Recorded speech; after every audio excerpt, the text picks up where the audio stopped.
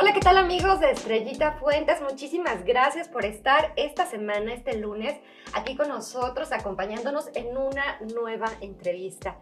Y bueno, sin duda el tema de la seguridad es uno de los flagelos que más nos duelen aquí en Michoacán. Y para ello, pues de verdad me siento muy honrada, muy gustosa, muy feliz de poder tener la oportunidad de platicar con una amiga de muchos años atrás. A pocos años en realidad, porque seguimos igual de jovencitas. Mi amiga, la maestra Lorena Cortés, a quien le agradezco muchísimo que estés aquí, aspirante a doctora, por cierto. Estás ya próxima a titularte como doctora. ¿Cómo estás, Lore? Qué gusto saludarte. El gusto es mío, querida Estrellita.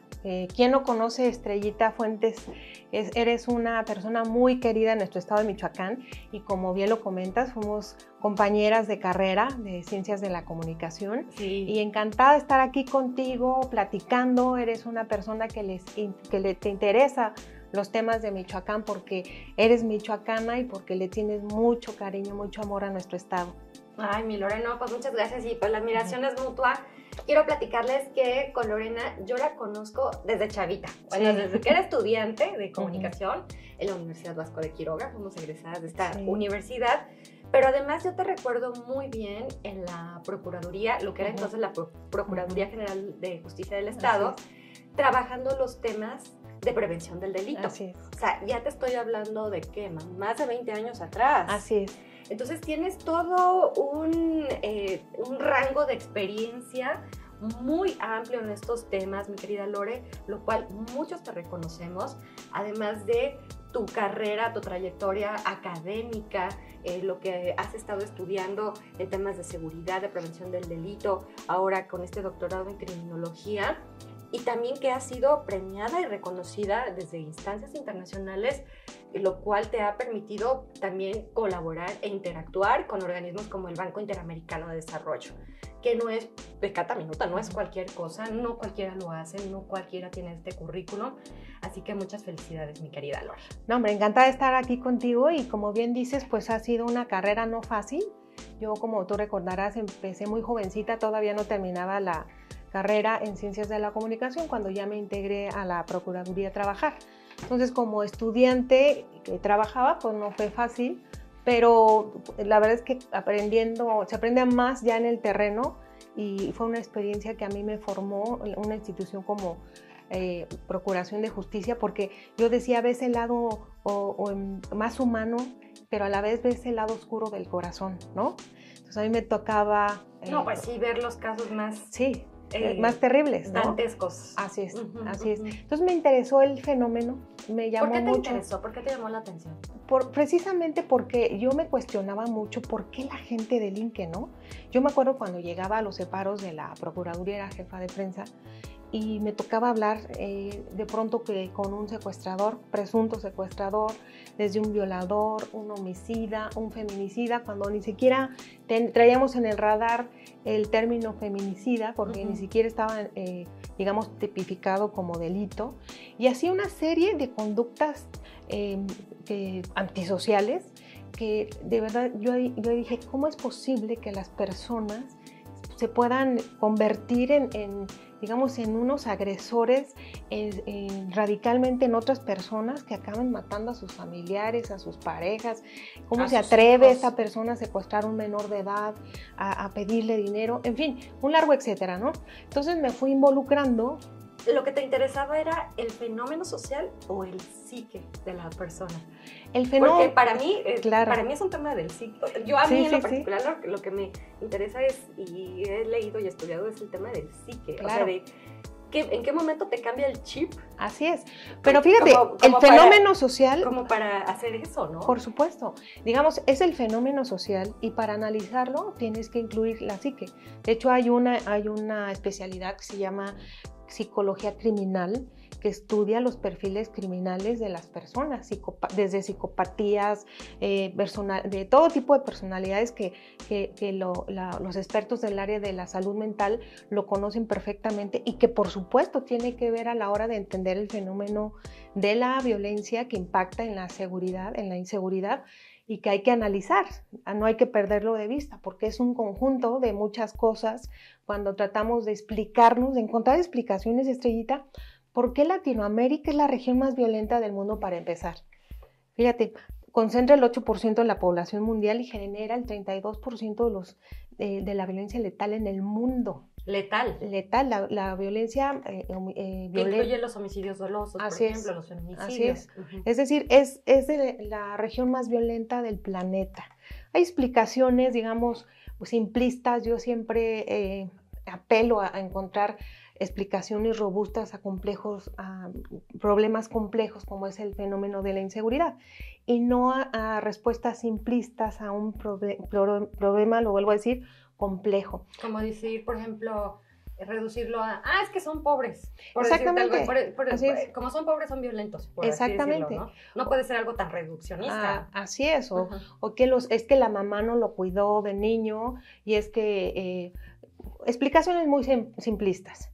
Una de las explicaciones en lo general que yo he descubierto y analizado es que, bueno, Latinoamérica es de las regiones más desiguales, quizá la más desigual del planeta. Entonces, esas desigualdades sociales, al conjugarse con el desarrollo de países latinoamericanos que están en desarrollo, pues generan una serie de problemáticas que no se han podido, digamos, solucionar por la vía pacífica. Amén de cómo Latinoamérica ha abordado el modelo de seguridad en sus países.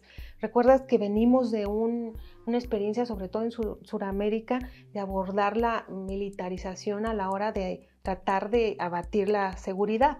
Entonces, pues son muchas explicaciones. Creo que una muy clara son las desigualdades sociales y que en México están marcadísimas. Están marcadísimas. Bueno, y a nivel mundial, Lore. Así el es. 1% de la población ostenta las 2/3 partes de la riqueza en el planeta. Así es.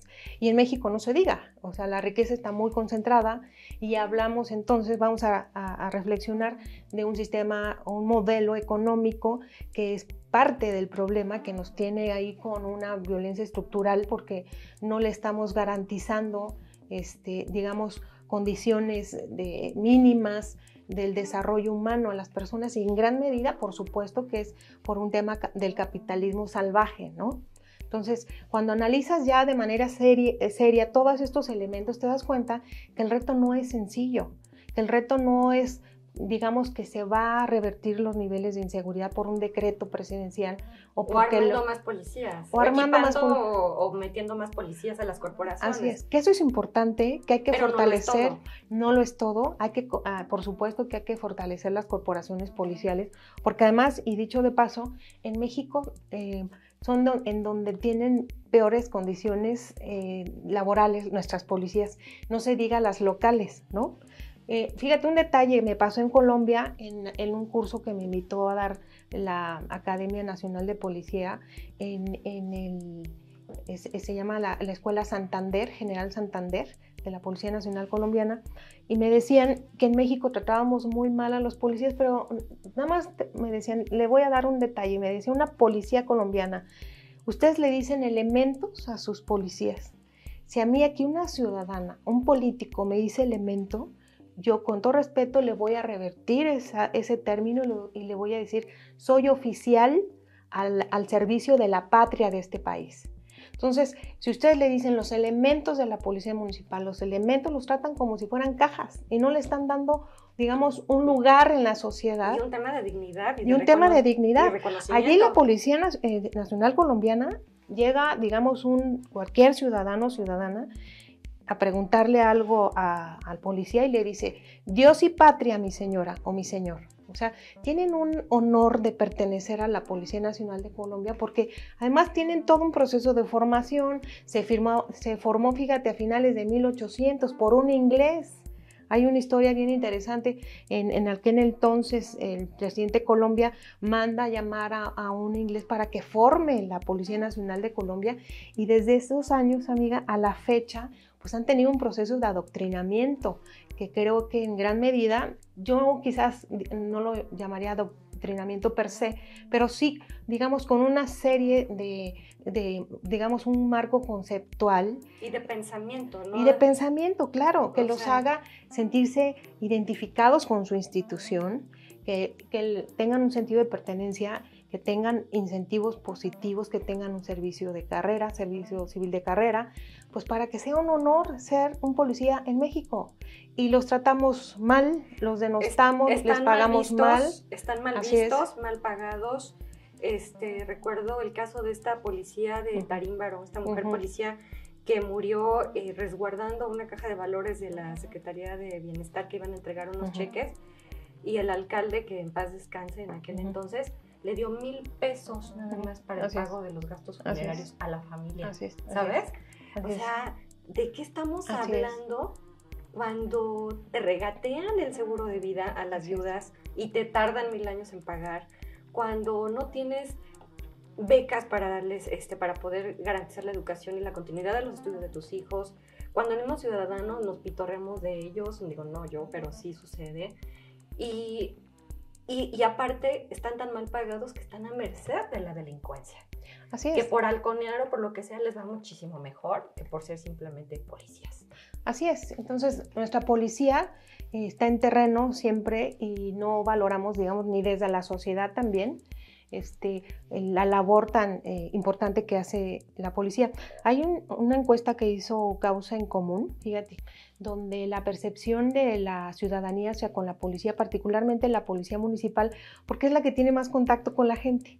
Luego es la que tiene la percepción más negativa, pero justo es porque la que tiene más contacto con la gente, el policía de tránsito, el policía municipal que te dice no te estaciones ahí. Ayer me tocó ver rapidísimo, te platico un detalle, en alguna calle de aquí del centro de Morelia, donde estaban 3 vehículos mal estacionados. Entonces llega la policía municipal de Morelia, muy amable, y les dice, por favor, les pedimos que se muevan de aquí porque este lugar no es para estacionarse. Y las 3 personas, porque iba caminando, le dijeron al policía, espérese, es que estamos esperando una persona, ya no tardamos en mover, la calle es de nosotros. O sea, vi evidenció, digamos, como esa cultura ciudadana, que hay que decirlo, muy precarizada, sin respeto a la autoridad, ¿no? Porque además la policía norma. Y a la norma. Y de eso son elementos muy interesantes cuando analizas precisamente el fenómeno de inseguridad y de violencia, que nos dice, digamos, esos bajos niveles, por decirlo de alguna manera, de comportamiento cívico, de ciudadanía, frente al reto que tenemos de la seguridad, ¿no? Y pareciera que como ciudadanía precisamente estamos esperando que la autoridad sea la que nos resuelva. Así es. O sea, como que lo vemos como un tema aislado del que no formamos parte de ese conjunto. Así es. Cuando en realidad emana desde nosotros mismos el tema de la inseguridad, de la violencia y de la corrupción también. Entonces, pues en esa situación no hay institución que te alcance, no hay recurso que te alcance, no hay policía que alcance y no hay armas que alcancen. Así es. Porque ¿cómo les vas a poner a un policía a cada uno para que nos portemos bien? Claro. ¿Sabes? Además tú lo sabes mejor que nadie. Tú has participado con agencias internacionales, con instituciones que tienen altos estándares de metodologías, de evaluación, altos estándares de cómo se aborda una institución pública. Entonces, en ese sentido, hay un cambio de paradigma de gobernar una ciudad a una gobernanza. Y esa gobernanza tiene que ver, diferente. Que es totalmente diferente, pero no logra permear en nuestro país, ¿sí te fijas? Es gobernar con el ciudadano. Por supuesto. El ciudadano forma parte del sistema. Así es. Fíjate, aquí en México hay casos interesantes. Nuevo León tiene, León, Guanajuato, digamos, más claro ese cambio de paradigma de la gobernanza, porque con sus ciudadanos deciden muchas cosas, sin menoscabo de nada. Entonces, tienen una agenda de cómo vamos en Guanajuato, donde se plantearon indicadores alineados a los retos, a los indicadores sostenibles del milenio de ONU. Entonces, hay una participación ciudadana activa, que también hay que decirlo, porque luego generalmente en los espacios de participación ciudadana los ocupan ciudadanos que solamente quieren acceso, pues que al funcionario para pedirle su celular. A cotos del poder. A cotos del poder, y hay que decirlo. Entonces, esos no ciudadanos... por generar cambios. Así es, ni siquiera hay un contrapeso ciudadano en ese espacio Y fíjate, O Estrellita, se convierten, perdona que lo diga, en clubes de focas aplaudidoras. por supuesto. Que les validan y les palomean ¿Y sabes todo, qué y tiene dicen, que todo ser está ese? muy bien. ¿Quién tiene que estar en esos lugares de representación? Las víctimas. Claro. Yo, en el corto paso que tuve la oportunidad de estar en esta administración actual, todos los días, Estrellita, me levantaba con una preocupación y una ocupación, por supuesto, de ver si lo que iba a hacer yo en el día, si lo que iba yo a planear en el día, iba a impactar o no en reducir una víctima más en mi estado de Michoacán. Al menos en mi caso, me incomoda mucho pensar que pudimos haber evitado un feminicidio porque dejamos de hacer tal o cual cosas bien hechas. Me pongo a pensar en la señora Verónica Villaseñor y cómo el dolor y la afrenta, que nunca se va a superar ese tipo de cuestiones, de delitos, de crímenes que dejan marcada a una sociedad. Entonces, yo creo que como ciudadanos que buscamos participar en un cargo público, sí tenemos que cuestionarnos duramente si el espacio que vamos a ocupar va a tener una repercusión útil, va a impactar de manera positiva en el tema, en este caso de prevención. De lo contrario, pues ser honestas y decir, creo que no va a prosperar lo que yo estoy proponiendo y buscar, digamos, cómo sí, ¿no? Yo siempre le he dicho, uno tiene que ser parte de la solución, no del problema. Entonces, Michoacán, Estrellita, México, tiene el mayor de los retos del siglo XXI, revertir la tendencia de violencia porque no son normales. La tasa mundial es de 6.0 homicidios por cada 100,000 habitantes. En México tenemos 25 por cada 100,000 habitantes. Michoacán está entre el 25 y 27, fluctúan siempre año con año, pero según la Organización Mundial de la Salud, arriba de 100 homicidios por cada 100,000 habitantes ya lo consideran como una epidemia. Entonces, fíjate, si haces un zoom, digamos, Jacona, Zamora concentran alrededor de 90 homicidios por cada 100,000 habitantes. Estamos hablando de un caso que nos debería ocupar, a emplazarnos a un equipo multidisciplinario para abordar ese fenómeno y revertir esa tendencia violenta, que se ha logrado revertir en el primer arranque de este gobierno, por supuesto que sí, incluso creo que fue alrededor del 14% y eso hay que reconocerlo, pero creo que el gobierno de Alfredo Ramírez. Así es. Y cuando llega, o sea, sí hay una reducción. Por supuesto, y creo que en gran medida fue una actuación policial local. El problema, Estrellita, es que imagínate tú que Michoacán como México es un cuerpo y ese cuerpo tiene cáncer, hizo metástasis. Y entonces, digamos que la metástasis origina que haya, digamos, como un derramamiento de sangre en las arterias de ese cuerpo. Lo que está sucediendo es que se le están poniendo torniquetes a ese derramamiento de sangre, pero que es no importante. se está componiendo el cuerpo en general. No se está entendiendo el fenómeno, ¿no? No es fácil, no es como, digamos, un problema tan complejo, tienes que primero entenderlo para poder transitar a una solución, fíjate, sostenible en el largo plazo. Entonces hay que cuestionarnos si esta solución es sostenible en el largo plazo. Y eso cuando yo digo sostenible en el largo plazo, tiene que ver precisamente con una planeación de largo alcance. De largo alcance, una planeación estratégica corto, mediano y largo plazo. Sí, con una visión de 30 años. Por supuesto, o sea, no una visión cortometrista de aquí a que cambie la administración municipal, ¿sabes? Exactamente, y ese ha sido de los grandes errores de nuestro país. Cada 3 años se reinventa algo en lo municipal por un tema político. A mí me pasó en el 2012, nosotros hicimos con Comunidad Segura un proyecto que nos reconoció la Comunidad Europea en México, donde hicimos Niños Músicos por la Paz.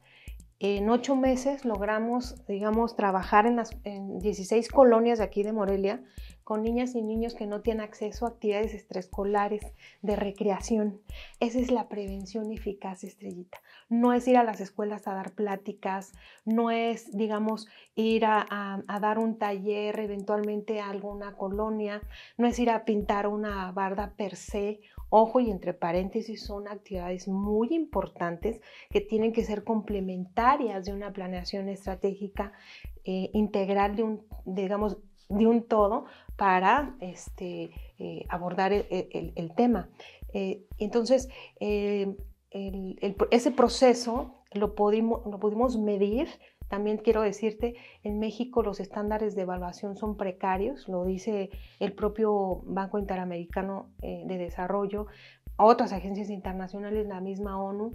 Hay un especialista en seguridad ciudadana que ojalá puedan consultar, Ernesto López Portillo, que él se ha dedicado toda la vida al tema de seguridad. Inclusive yo, cuando mi primer paso como directora con la exsecretaria Minerva Bautista, lo invitamos a Michoacán, y dice que en serio no tenemos una cultura de evaluación en México, ni nos pasa por aquí. No, bueno. Entonces, lo que no... Sí, no existe ni la de transparencia. Así es, ¿no? Sí, para empezar. Exactamente. Existe el miedo a transparentar los datos, ¿no? Exactamente, exactamente. Entonces, digamos, tenemos que, yo te comentaba hace un momento, creo que es el reto más importante del siglo XXI, pero primero tenemos que entenderlo, y eso implica toda una reforma policial, toda una reforma de justicia y toda una reforma ciudadana, que ahí es, digamos, donde el centro de la atención a las personas que nos están viendo, es donde nos debe llamar la atención.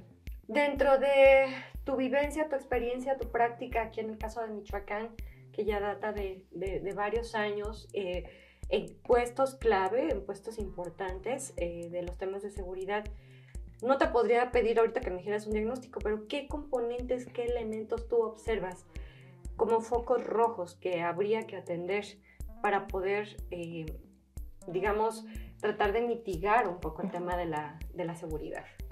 Mira, es una pregunta muy compleja. Por eso te digo, nada más los componentes, elementos destacables, como las banderas rojas que tú ves aquí en Michoacán. Mira, uno de ellos sin duda es que Michoacán es uno de los estados de la República donde paradójicamente concentra mucha riqueza, por ejemplo el aguacate, el limón, pero justo es parte del problema porque hay una precarización en los salarios con los jóvenes. Yo he estado, con los cortadores, por ejemplo, así es, los cortadores de aguacate, que les pagan 200 pesos, ¿no? Y el kilo de aguacate en Estados Unidos, o sea, ¿cuánto te cuesta? Por supuesto, $5 cada aguacate. Por ejemplo, yo tuve la oportunidad de platicar con muchos jóvenes jornaleros. Entonces, de 7 a 4 de la tarde les pagan 250 pesos. Bajo el sol, digamos, y algunas personas que ya estaban participando eventualmente en algún tema de la delincuencia organizada, jovencitos, muy jovencitos, inclusive menores de edad, nos decían que preferían ellos, digamos, vender cristal como narcomenudeo, algunas, digamos, dosis a la semana, grapas a la semana, porque evidentemente ahí les generaba más recurso económico. ¿Cómo cuánto les pagarían por eso? Por cada sobrecito entre 70 a 100 pesos, y estamos hablando que vendían alrededor de 100 sobres diarios. Y el tema, entonces ahí vamos a entender mucho cuando tú me preguntas los retos que hay que entender. Pero además, si tú analizas el perfil o el común denominador de estos jovencitos, te vas a encontrar con que generalmente son jóvenes que salen de sus casas porque están padeciendo una violencia familiar, donde son abusados sexualmente, donde el abuso del alcohol, particularmente o generalmente por parte del papá o por parte del padrastro, y también el tema del uso de drogas, ¿no? Entonces, ¿cómo entendemos ese fenómeno sumamente criminógeno? Porque un niño está rodeado de todos esos factores criminógenos, no tiene acceso a actividades extraescolares. Él prácticamente, un niño sale huyendo de su casa para refugiarse en las escuelas donde también hay asignaturas pendientes. Los maestros tienen que voltear a ver esos perfiles de niñas y niños que son violentados. Está politizada en México. Por supuesto, y precarizada, ¿no? A mí me decía una niña... Hay escuelas escuelas todavía de palitos, Lore. Así es, así es. Escuelas que trabajan con pizarrones o que ni siquiera tienen pizarrones. Pero además cuando estamos en la era digital, ¿sabes? El ausentismo laboral de los maestros. Verás, hay niñas y niños que no tienen la motivación de ir porque hay mucho ausentismo laboral. Entonces, empiezas a sumarle, ¿no? Empiezas a sumarle y luego volteas a las instituciones y las ves débiles, sobre todo desde lo local. Acuérdate que siempre en la narrativa, cuando tratamos de entender el fenómeno de inseguridad en México, se ha establecido de que la debilidad institucional es unos retos a atender, pues sí, desde lo local, evidentemente estatal y federal, y tiene que ver desde los perfiles que tú colocas en ciertas áreas. Y que tiene hay que ver técnicos que no son políticos y políticos que no son técnicos. Así es. Entonces eso quizá nos lleva a otra reflexión. Digamos, decía alguien, la política es tan importante que no hay que dejárselos a los políticos. Y en alcance de esa reflexión, me parece que las instituciones son tan importantes que no hay que dejárselos a los políticos. Y es donde los académicos tienen que participar. Técnicos en términos de conocimiento. Exactamente. Los que tienen la práctica. Mira, te voy a platicar. Son académicos. Claro. Aquí en Michoacán tiene varios años trabajando un grupo multidisciplinario de académicos de universidades de Inglaterra, de universidades de Estados Unidos, del Colegio de Michoacán, el Colegio de México, que justo la semana que entra me hicieron el favor de invitar ya como Lorena Cortés, como una analista y especialista en el fenómeno. Y ellos tienen años analizando el tema en Michoacán. Y yo les decía ¿y por qué no trasladan esto a la práctica? Y alguien me dijo, porque nosotros no vamos a ser improvisados y necesitamos estar bien preparados para hacerle las propuestas a las instituciones desde lo federal, estatal y local. ¿Por qué? Porque nos están matando. Y no vamos a salir con una propuesta simplista, solamente digamos para decir que cumplimos con esta encomienda de esta investigación, porque cuesta vidas. Entonces, es por ahí, me parece, donde tenemos que reconciliar a las instituciones de gobierno con la academia. Y creo que se ha abierto un falso debate, si me permites, Estrellita, un falso debate cuando dicen, es que es muy técnica, es que es muy académica. Yo creo que el debate tiene que ver en buscar los perfiles. En tu caso yo te reconozco lo académico y la práctica, claro, que llevas muchos años. Así es, y creo que el debate tiene que ser en cómo estamos fortaleciendo a las instituciones. El debate es esa parte y lo que nos va a decir es que porque haya ese divorcio histórico, ¿no? Porque no hay esa conciliación y son por muchas cosas. Porque las instituciones se politizan y las agendas se politizan y se partidizan y, y lo que están, la mira en la que están pensando, amiga, es en el tema de los votos, es en el cómo sobrevivir, brincar de ser alcalde a ser diputado local, diputado federal, senador, gobernador, ¿no? Y estar brincando, y hay gente que se dedica pues a eso, y es un sistema de vida que impide que lleguen o que acceden gente académica preparada, que tiene otra visión más global de las cosas y sobre todo que tienen marcos de ética mucho más sólidos, que privilegian ahora sí que el bien común más que la cosa personal. Ahora, Lore, tú tuviste la oportunidad en esta administración de formar parte del Secretariado Ejecutivo Estatal de Seguridad Pública. ¿Cuál es tu balance hasta este momento? Porque está muy reciente tu renuncia. ¿Cuál es tu balance de lo que sí pudiste y lo que te faltó por hacer? Pues mira, decirte que yo aprendí muchas cosas, decirte que me parece que el primer año de gobierno de cualquier gobernatura es el más difícil, creo yo, porque yo entiendo la presión mediática, la presión social, la presión política, de que tienes que dar resultados inmediatamente. Es muy entendible y es muy legítimo la presión en esos sentidos.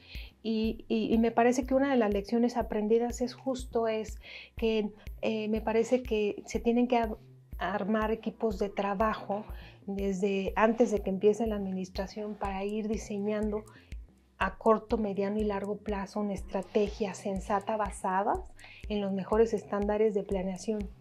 Que eso parece fácil decirlo, pero es el mayor de los retos en cualquier estado de la República. A nadie le gusta planear, Lore. A nadie le gusta planear, porque es como arrastrar el lápiz, implica chamba, horas de dedicación y la verdad es que en muchas instancias, perdona que te interrumpa, se trabaja a destajo.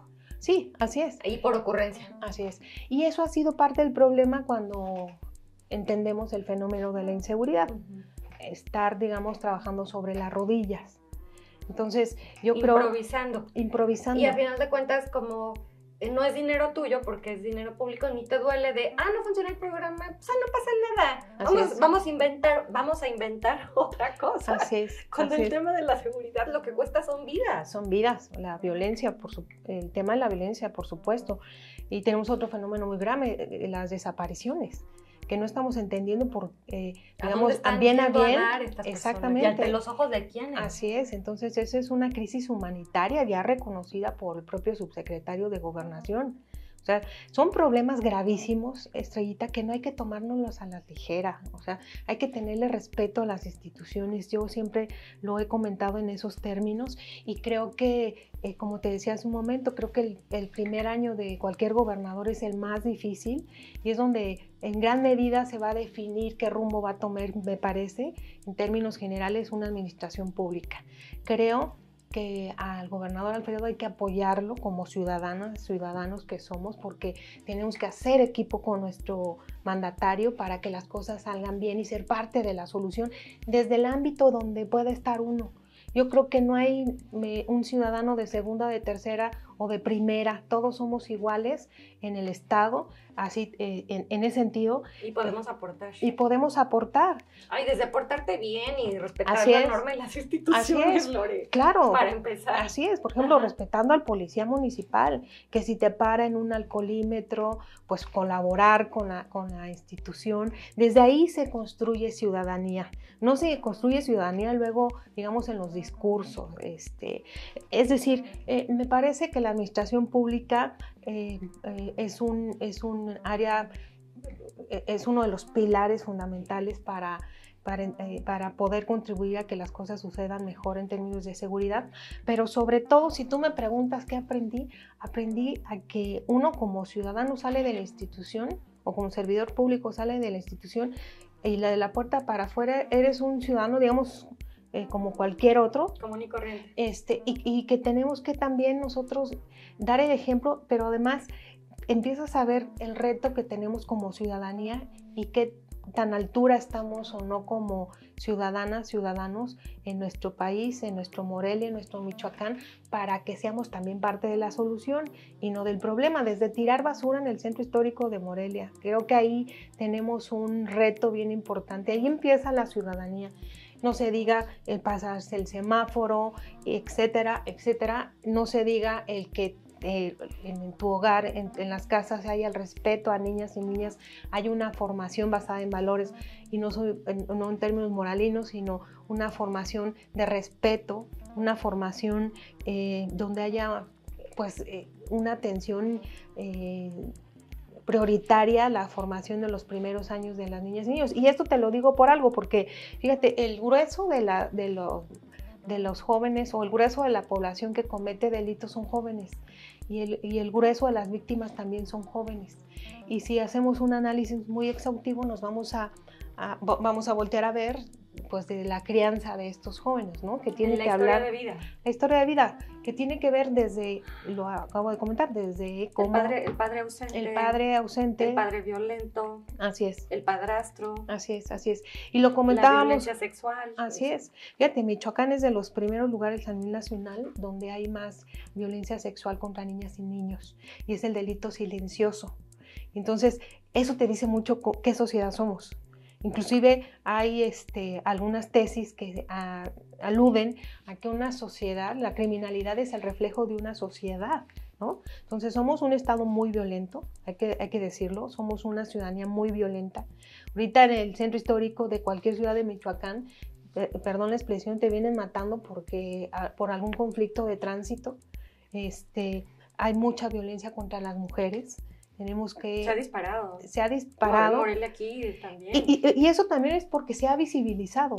No, a lo mejor ya existía, pero ahora ya, quizás en la misma dimensión, pero ahora existen los mecanismos para denunciarlo y para hacer la procuración de justicia, ¿no? Para visibilizarla y para pues tener conciencia de que no es normal. Entonces, por eso quizás también esté más, digamos, sensible la población y eso es muy bueno. Entonces, es decir, tenemos muchos retos, pero sin embargo, me parece el más importante es este reto de esta revolución, digamos, de las conciencias, que pareciera utópico, pero si no hacemos digamos, esta conciencia de este fenómeno que está matando a niñas, a mujeres, a jovencitos, creo que no estamos entendiendo a cabalidad como sociedad qué nos está pasando. Mira, cuando hablamos de seguridad, te lo comentaba hace un ratito, digamos, es la cadena de la seguridad. Entonces, el eslabón de la prevención, pues es uno de los eslabones más importantes y sensibles, pero tiene un componente bien importante que es la participación ciudadana. Los casos de éxito, Estrellita, en este país, por ejemplo, se han dado gracias al contrapeso ciudadano, gracias a la participación decidida, clara, contundente de los empresarios. Acuérdate de Ciudad Juárez, en finales del 2010. Todos somos Juárez, pero fue porque los empresarios le pusieron y se pusieron. Y se pusieron, claro, ¿no? Y ha sido un caso de éxito. También hay que decirlo, el gobierno en ese entonces invirtió más de 2,000 millones de pesos en solamente 2 años, en el 10 y en el 11, y sí lograron revertir, como todo el mundo lo podemos constatar en las estadísticas, sobre todo la violencia homicida, la violencia letal. Hay otro caso en La Laguna, en Coahuila, que también son casos de éxito que ya están siendo documentados por los especialistas, donde sí se puede revertir la tendencia, y ahí hubo un tema también de la participación ciudadana, poderosísima, también en Nezahualcóyotl con el jefe Amador, ¿no? Sí. Fíjate, él utilizó una estrategia policial que le dio muchos resultados, y es que calle por calle organizó a los vecinos en lo que le llamaban el Segurichat. O sea, no eran comités, porque la gente ya no quiere participar en comités cuando hablas de seguridad pública, porque se sienten piensan que es político. Claro, y se sienten, digamos, expuestos a la inseguridad, a los delincuentes. Entonces hay que tener mucho cuidado en ese tema. Una práctica de éxito fue los segurichats en Nezahualcóyotl, donde cada calle tenía un responsable, policía sectorizado, y eso les ayudó como a tener una coordinación muy en corto, autoridad, vecinos, donde tenían la capacidad de respuesta de la autoridad, porque hay que decirlo, si tú haces una intervención en campo sin el apoyo de la policía, estás, digamos... pues no tienes éxito. Es muy probable que no vas a tener éxito. Me quedé pensando también, refiriéndonos un poco a tu experiencia en Colombia, yo recuerdo muy bien el caso de cuando fue, digamos, la reincorporación social de las FARC, de los elementos para el tema de la pacificación de las FARC, que hubo una participación empresarial y de sociedad, donde hubo un tema como de perdón, digamos, hacia los elementos guerrilleros, y de reinserción social, donde los empresarios se comprometieron a darles trabajo, la sociedad a como incorporarlos como uno más, donde hubo temas de capacitación, de educación, y eso de alguna manera, recuerdo muy bien, ayudó en la pacificación de Colombia en aquel entonces. Por supuesto. O sea, casos de éxito en temas de seguridad los hay, Lore. Claro. Pero ¿por qué no se aplican? Porque, o sea... Mira, yo lo que he aprendido de Colombia, y tuve la oportunidad de ir varias veces a analizar qué estaban haciendo en Medellín particularmente, porque Medellín era el foco rojo de Colombia. Ahí hizo base uno de los capos más, digamos, mediáticos de los 80s. La tasa de homicidios era de 350 por cada 100,000 habitantes, era una locura. No, idolatraban a este personaje. Y hay que hablar de eso también. Lo idolatraban porque por supuesto, les llevaba apoyos, claro, y les llevaba ayuda, y la gente lo protegía. Así es, como ha sucedido aquí también aquí. Digamos, con grandes capos de la mafia que han buscado tener base social a través de ciertas dádivas, por supuesto. Y en este caso en Medellín pasó eso. Y como bien dices, sí se puede. Ahí planearon a corto, mediano y largo plazo. Hicieron una inversión histórica. Mira, yo tuve la oportunidad de ir a una de las experiencias de éxito que ya están reconocidas a nivel mundial. En Medellín, en una de las comunas donde el Banco Interamericano con el gobierno colombiano hicieron una inversión de millones de dólares, donde, por ejemplo, dignificaron el espacio público. Uno de los postulados de los alcaldes de ese entonces, de Peñalosa, de Sergio Fajardo, decían hay que regresar la dignidad a esos espacios abandonados históricamente.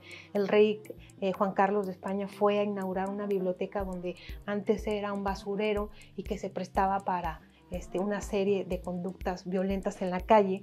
Pusieron unas escaleras eléctricas porque las comunas son en las faldas de unas, digamos, montañas, entonces para que sobre todo las mujeres subieran con el mandado en una escalera eléctrica, es decir, les regresaron la dignidad al espacio público, reivindicaron el espacio público para los que menos tenían. De hecho, de otros los apostolados justo era eso, más a donde menos hay.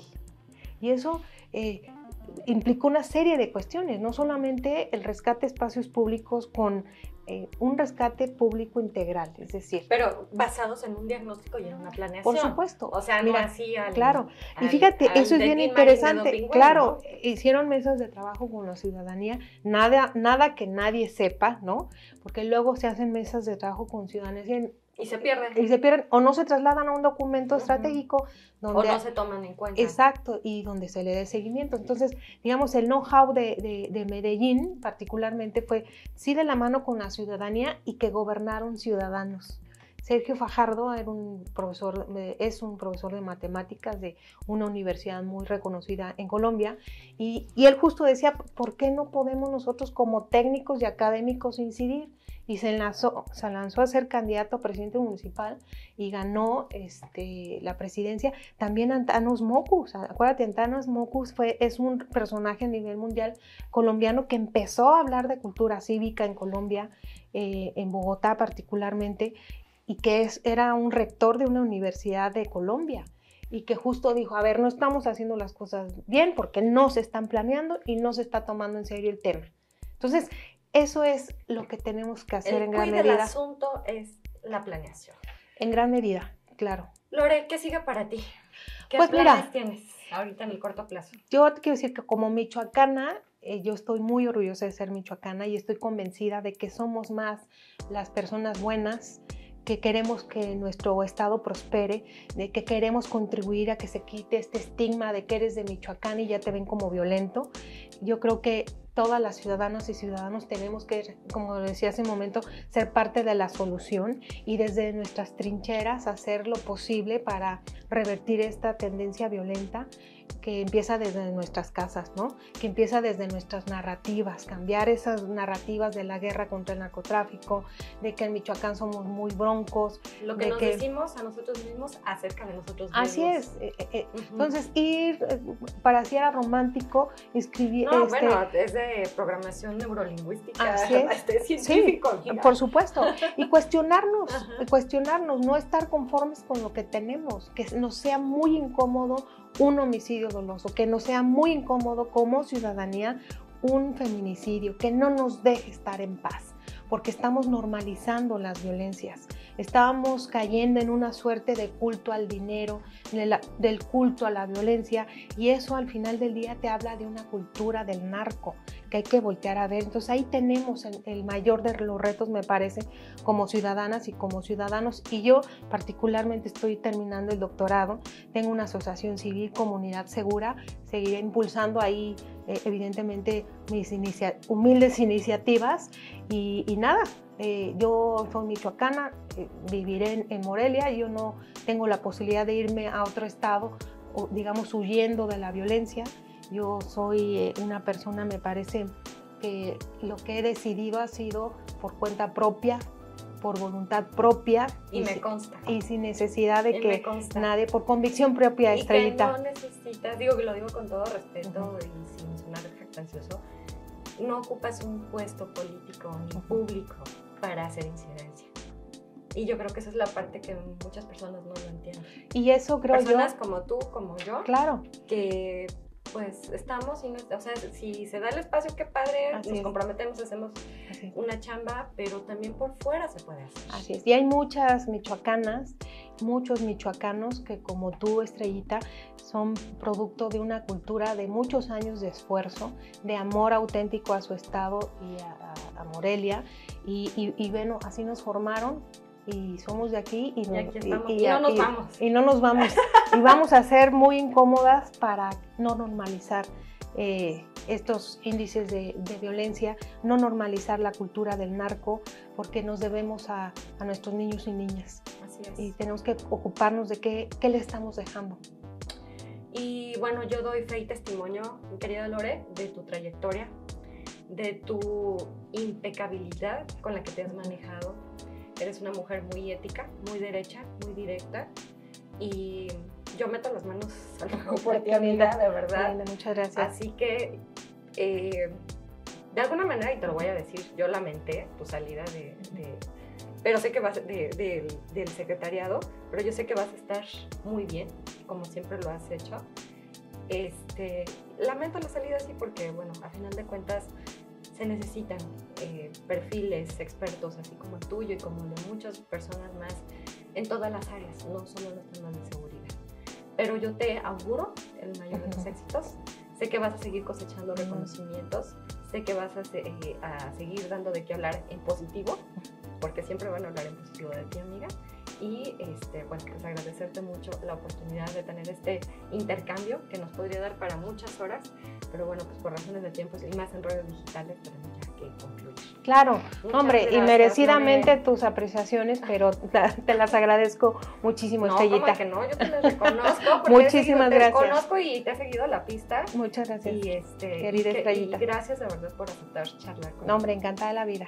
Y felicidades por tu esfuerzo, porque lo decía desde el comienzo, eres muy querida en Michoacán y en Morelia, y nos pones la vara alta cuando de mujeres luchonas y echadas para adelante se trata. Ay, amiga, gracias. Bueno, pues ahí tienen ustedes la voz de la maestra Lorena Cortés, a quien le agradecemos mucho que haya estado con nosotros, bueno, conmigo en realidad. Aquí nada más somos Jonathan y yo. Jonathan, mi productor, Jonathan Pérez, muchísimas gracias. Y también gracias a Poéticas Incluyentes, a Nacho Tena, a quien le mandamos un fuerte abrazo con mucho cariño, Lore también, por permitirnos estar aquí en esta su galería Poéticas Incluyentes. Bueno, pues con esto damos por concluida esta entrevista. No se pierdan la entrevista de la próxima semana, así que seguimos en contacto. Un fuerte abrazo a todos. Gracias, Lore. Muchísimas gracias y nos despedimos.